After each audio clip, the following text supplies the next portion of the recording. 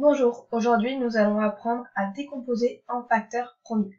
Qu'est-ce que veut dire décomposer en facteurs premiers? Il faut déjà comprendre qu'est-ce qu'un facteur premier. Un facteur premier, c'est en fait un nombre premier.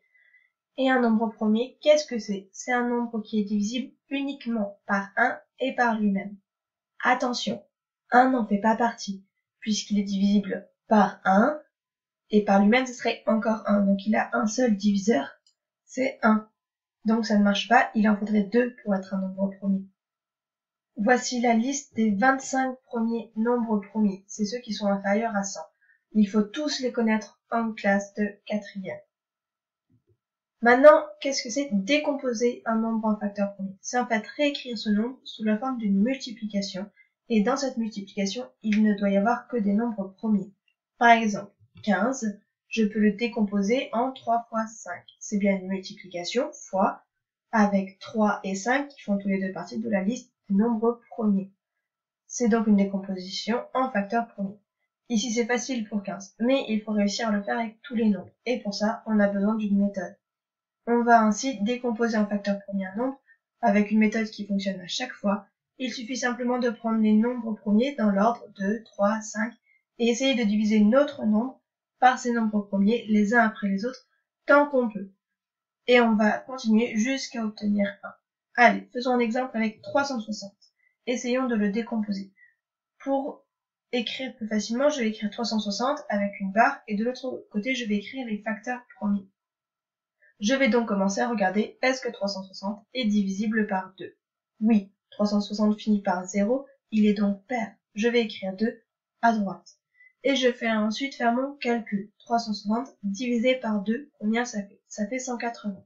Donc je le mets à gauche. Et je vais recommencer. Est-ce que 180 est divisible par 2?